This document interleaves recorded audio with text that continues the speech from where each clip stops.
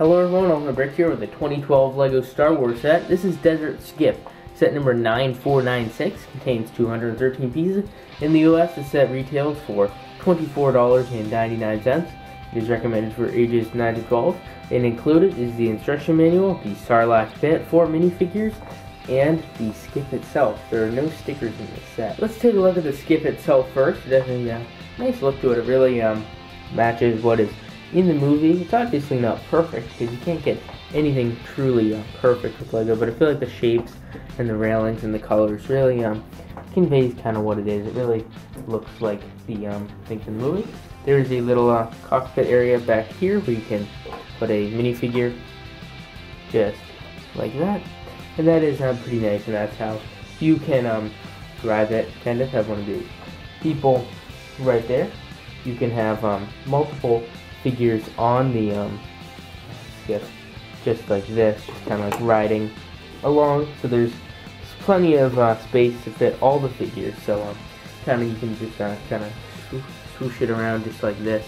You kind of have all the figures having their own place, and there's probably room for I can see fitting 6 figures on the front, so you can probably fit, and then one up here, so probably 8 figures on this thing total.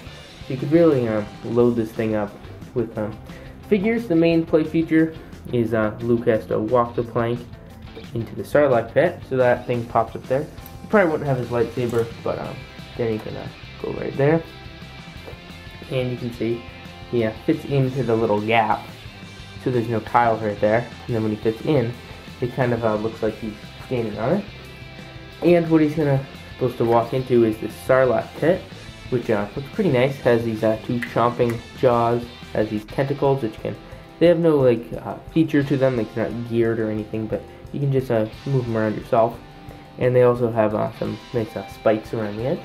And even though this thing is on some clear pieces, it's really not high enough. It should be a little more like this high up, which would require a ton of clear pieces, which is probably why they didn't do it. So anyways, it kind of works out alright, even though he's kind of not really the perfect height. I guess you could do something where you put this thing down a level and then put the Skiff going, something like that. But it's really your call. I mean, if you're playing, it works out fine. Anyways, that can just fold back in. I'll move the figures because there's a another little feature right here. And that is the fact that this thing pops up, this little bench or thing in the middle, and there are 2 standard Star Wars little blaster pistols in there, and they kind of just fit in kind of nicely sideways, and can provide maybe that's where Lando will have to reach in for a gun or something like that. There's some miscellaneous details in the back, so these things work out alright, but I'd say that's enough of the main builds. Let's take a look at the 4 exclusive minifigures. Here are the 4 figures included at the set, and at the time of its release, they were all exclusive. I'm not sure how that goes today, but you can see some of their accessories. Luke has his green lightsaber. Lando Calrissian has this axe with a spear. Kithaba has his pistol, and Boba Fett has his pistol gun modified with a black lightsaber hilt. All the figures look very nice. Boba Fett is one of my favorites. One of the best Boba Fetts we've gotten. Not the best, because the one from the UCS Slave 1 has arm printing, but this one is still pretty nice. You can also see the face printing for that, and there is Lando's face print as well.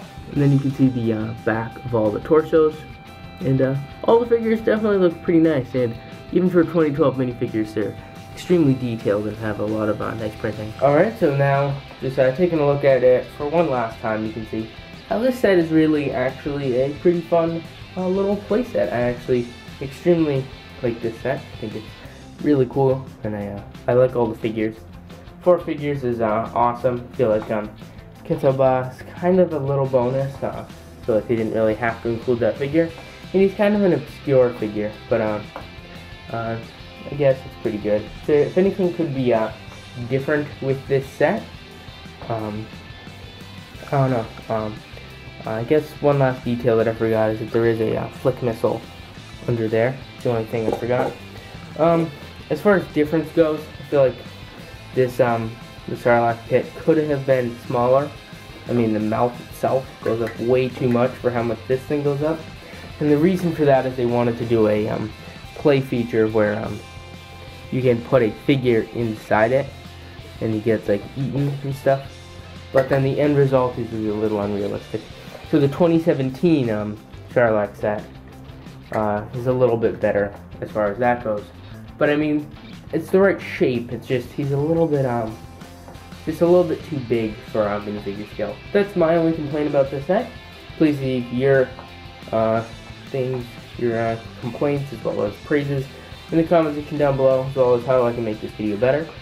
And I mean, future videos. I already recorded this one. I can't make it any better than it already is. But I can make future videos better if you leave your suggestions in the comment section down below. Remember to like this video and subscribe, and I will see you all in the next one. Bye.